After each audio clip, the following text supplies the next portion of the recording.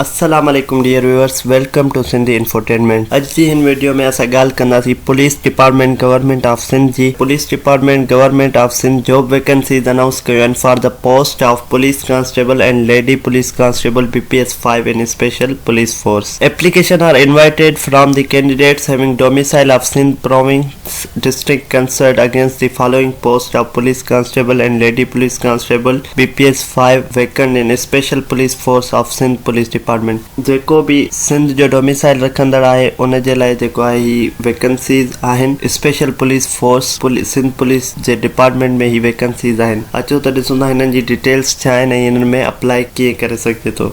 जेको आहे ही डिटेल आहे वैकेंट पोस्ट जो, त केतिरियूं पोस्ट किथे खाली आहिनि ऐं कहिड़ी कैटेगरी में खाली आहिनि। जेको आहे कराची रेंज आहे, उन में जेको आहे डिस्ट्रिक्ट साउथ कराची में जेको आहे जनरल मेरिट ते 162 आहिनि ऐं माइनॉरिटी ते 9 आहिनि। ईअं टोटल 171 आहिनि।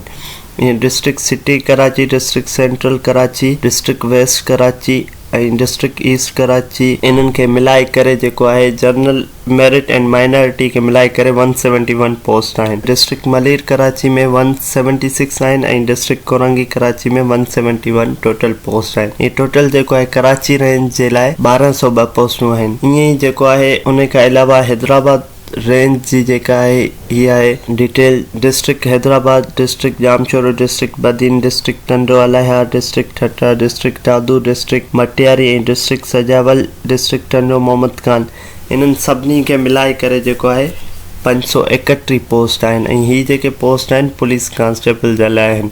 उन खां अलावा जेको लेडी पुलिस कांस्टेबल जे लाइ कराची रेंज में 63 पोस्ट आहिनि ऐं जेको आहे हैदराबाद रेंज में 28 पोस्ट आहिनि। ईअं जेको आहे ओवरऑल पूरी सिंध खे मिलाए करे 2821 पोस्ट पुलिस कांस्टेबल जे लाइ आहिनि ऐं 149 पोस्ट लेडी पुलिस कांस्टेबल जे लाइ आहिनि। अचो त ॾिसूं था इन्हनि में जेको आहे क्वालिफिकेशन रिक्वायर्ड जेका आहे matric from recognised board of secondary education board मां मैट्रिक इन में लाज़मी आहे।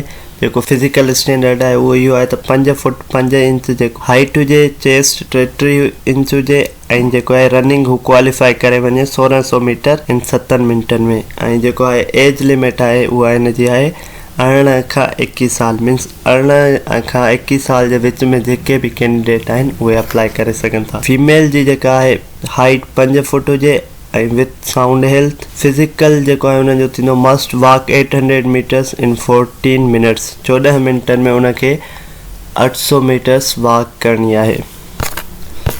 हिन जा कुझु इम्पॉर्टेंट नोट्स आहिनि, ही सभु तव्हां पढ़जो। हुन में जेको आहे तव्हांखे application processing fee 219 non-refundable for physical part is required to be deposited in PTS account. However, 50 will be deposited separately. माना 290 ऐं 50 तव्हांखे 340 रुपया पे करणा आहिनि। Application form along deposit slip can be downloaded from PTS website. जेको आहे deposit slip ऐं application form इहो तव्हांखे PTS जी वेबसाइट ते मिलंदो, तव्हां उतां वञी डाउनलोड करे सघो था। उन खां अलावा अचो ॾिसूं था हाणे इन में अप्लाई कीअं कजे। ही ॿिया नोट्स आहिनि, इहे तव्हां केयरफुली पढ़ी छॾिजो। हाउ टू अप्लाई, सभिनी खां पहिरियां तव्हांखे छा करिणो पवंदो, download application form and deposit slip from the PTS website. PTS website तां तव्हां एप्लीकेशन फॉर्म डाउनलोड कंदव ऐं डिपॉजिट स्लिप सां गॾु pay the prescribe test fee in any countrywide online branches of HBL and UBL। Fill up the application form